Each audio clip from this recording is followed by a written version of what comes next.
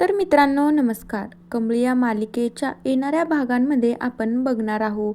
इकडं मात्र आता कमळीला जास्तच भांग पाजल्यामुळे तिला जास्तच नशा चढली होती आणि ती काहीच्या काही बोलू लागली. त्यानंतर अन्नपूर्णाने सगळ्यांना असं सांगितलं की कमळीला एका रूममध्ये नेऊन घाला आणि तिला थोडा वेळ आराम करू द्या, जेणेकरून हे जे थंडाई पिली आहे ना त्याचा असर लवकरात लवकर कमी होईल. त्यामुळे मी असं सांगते, तुम्ही ऐका आणि तिला रूममध्ये नेऊन घाला. अन्नपूर्णाच्या सांगण्यावरून कमळीला रूममध्ये नेऊनही घालता. ती आराम करत असते, पण तेवढ्या वेळामध्ये गौरीला मात्र कमळीला भेटायसाठीच ती तिथे आली होती आणि तिला कमळीला भेटूनच जायचं असतं. कारण की किती दिवस झाले कमळी जशी मुंबईला आली ना तशी गौरीने तिला जवळ घेतलं नाही किंवा ती तिच्याशी बोललीही नाही. त्यानंतर मग कमळीला मात्र त्या रूममध्ये नेऊन घालता. आराम करण्यासाठी कमळी झोपते आणि त्यानंतर अचानक उठते. तर कमळीला मात्र आई आणि आबाची खूप आठवण येत असते. गौरी मात्र तिच्या पाठीमागे जाऊन बसते. गौरीला तर कमळीला बघून खूप रडायला येत असतं.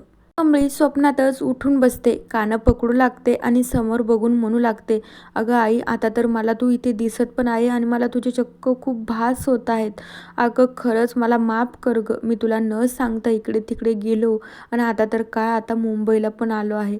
आता तर मला तुझी खूप आठवण येत आहे, पण काय करू मला काही कळतच नाही आहे. खरं तर आई आणि आबा, मला तुम्ही माफ करा बरं का, मी तुम्हाला खूप त्रास दिला आहे.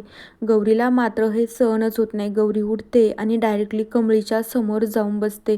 म्हणू लागते, कमळी बाळा, किती दिवस झाले तू मुंबईला आली होती, मला तुला भेटायची ना खूप इच्छा होती, पण ते काही शक्य झालंच नाही. मला तुला खूप भेटावं असं वाटत होतं. गौरी मात्र रडू लागते, कमळीला जवळ घेत असते. तर कमळी म्हणू लागते, अगं आई, तू इथं आहेस, मग आबा कुठे आहेत आणि आपण कुठे आहे, मला काहीच कळत नाही. तर गौरी म्हणू लागते, कमळी बाळा, मी तुला सगळं काही सांगते, पण तू थोडीशी शांत हो ना. अगं तू आम्हाला काही त्रास दिला नाही आहे. अगं तुझ्या शिक्षणासाठीच तर तुला इकडे पाठवलं होतं ना.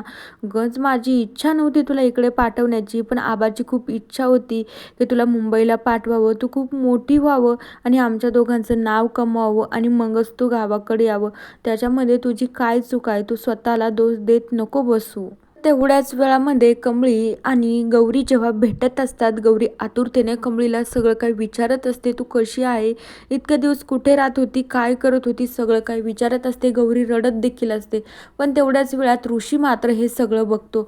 ऋषीला एका मिनिटासाठी धक्का बसतो. त्याला कळत नसतं, मी हे बघतोय तर माझ्या डोळ्यावरच माझा विश्वास बसत नाही, हे खरं आहे की खोटं आहे, आता मी काय समजायचं. ऋषी मात्र लांबूनच हे सगळं बघत असतो. तर कमळी विचारू लागते, अगं आई, तू तर आली आहे, पण आबा कुठे ग, आबाची मला खूप आठवण येत आहे, मला आबाला ना आत्ताच्या आत्ता भेटायचं आहे. आता गौरी कमळीला काय सांगणार आहे. आबाचा जेव्हा कमळी मुंबईला आली तेव्हाच त्यांचा मृत्यू झाला आहे, म्हणून तर गौरी कमळीकडेच आली आहे ना. तिला मात्र गावाकडं कुणीच राहिलं नाही, म्हणून ती इकडे आली आहे.